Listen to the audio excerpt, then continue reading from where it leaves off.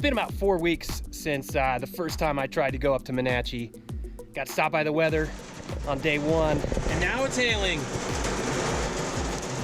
And then thought I got a flat on day 2. I don't feel like fixing a flat right now. Turned around right as I got to Monache. So today I thought I'd go back up and do it again. But this time I'm gonna do it with neighbor Scott.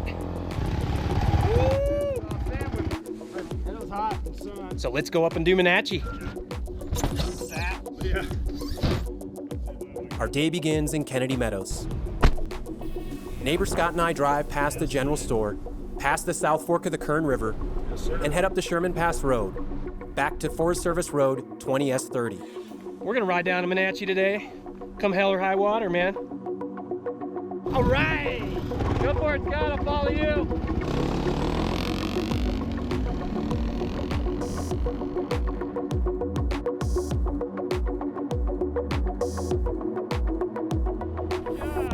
Sweeping through the forest.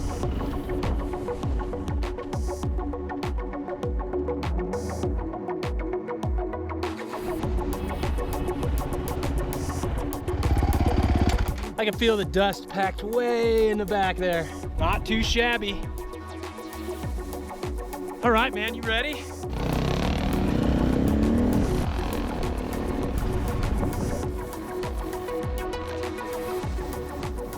The old boot tree. I mean, how do you lose a boot?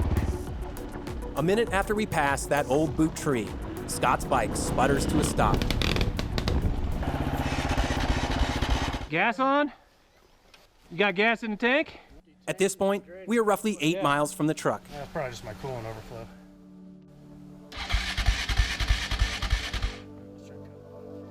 Well, Scott's bike decided to stop running in the middle of Granite Broder here.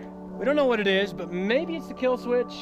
Doesn't sound like it's an engine problem because it does turn over and runs for a split second and then dies. So luckily we're not that far out there yet. I don't think Minashi Meadows wants me to get to Minashi Meadows.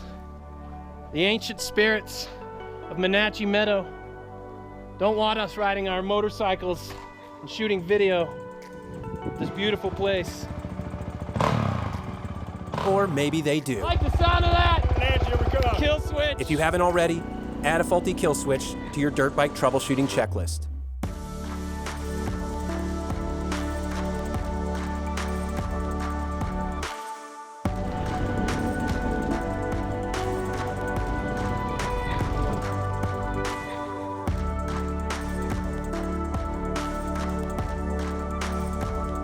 Out of the forest, we enter into the first part of the Minashi Meadow complex. The road wanders through the open meadow for a mile or so, and then gently climbs back into the woods, to Summers Ridge. We made it into the first meadow of Minashi Meadow. It's all part of this huge complex. Minashi Meadow, Minashi Meadows, the plural or singular, who knows which one it is. Coming up is the big part of the meadow and the South Fork of the Kern River. We passed some hunters on the way down here. A few miles back, we surprised a couple of camouflaged hunters in the woods. So I offer up some friendly advice. Take a look at the map, get as far away from dirt bike trails as you can, because you're gonna be sneaking through the woods and then a motorcycle's gonna go and every deer for 10 miles is gone. Save animals, ride motorbikes. Time can never be your trusted friend or your sworn ally. No, it's the harshest mistress of all.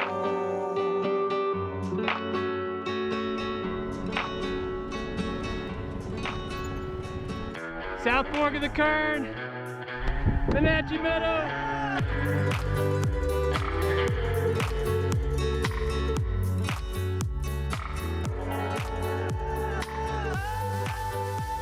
This is Minashi Meadow, the largest complex of meadowlands in the High Sierra. For thousands of years, this place was a sacred and seasonal home to ancient Native Americans. Back in the day, Minashi Meadow hosted rodeos and had at least 2 unpaved airstrips, where adventurous bush pilots would take clients fishing or hunting. It's just a chain of moments spent, 1,000 hellos and goodbyes. Maybe a love like ours can lead out its call.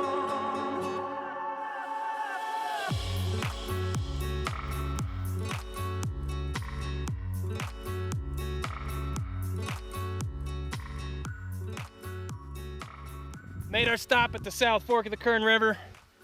We passed this river about 3 hours ago. This river flows down through the meadow, cuts down a canyon here, drops down to Kennedy Meadows. So if you got in a little rubber raft there and got a cooler of beer and started floating, actually you would never make it anywhere. Theoretically though, and there's fish swimming in it. I can see the trout right now. I see probably 12, 13 fish. The South Fork Kern River is the native home to the golden trout, California's state fish. Before being transplanted in the late 1800s, the golden trout was only found in this river and the smaller Golden Trout Creek to the north. At their closest point, these two streams are less than 500 feet apart. Big mountain there in front of us is called Brown Mountain. Something like 10,000 feet. Of course, the beast off in the distance, Olancha. Olancha is very interesting because it has a plant growing on it that, as far as anyone can tell, it only grows on that mountain. Nowhere else in the world, or at least they haven't found it anywhere else in the world. Now we're gonna continue north and we're gonna go up the valley there towards Bake Oven Meadow and Bake Oven Dune. Suddenly, at the far side of the meadow, I see an orange flickering light. See it? And there's like a little orange flickering there. There is no smoke, but it looks like a small fire, dancing in the wind. All right, let's go check out what that is.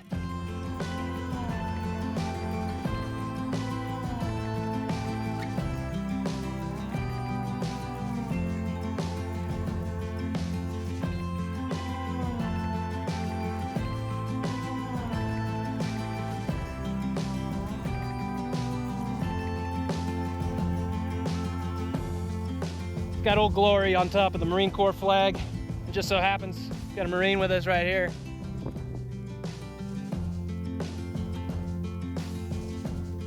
So I do think we are on the John Jordan Trail right now. I believe this road we are on, this Jeep trail, is part of it. In fact, Scott and I are standing on a portion of the old Jordan Trail, the first pack and wagon road to cross the southern Sierra Nevada mountains, constructed between 1861 and 1862 by John Jordan, his two sons, and a small company of trailblazers. But it was based on hundreds of years of Native American trails that kind of wind through the mountains here, going from meadow to meadow, where they would come during the summer months when the desert was super hot.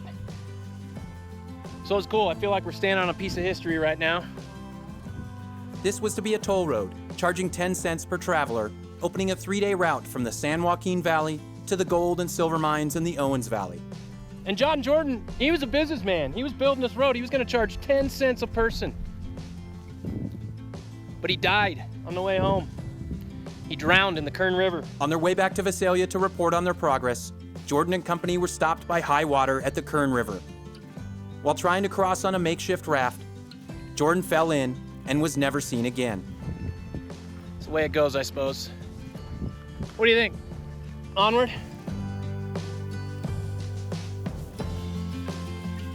We head west out of the main meadow and are now riding a portion of the nearly forgotten Jordan Trail.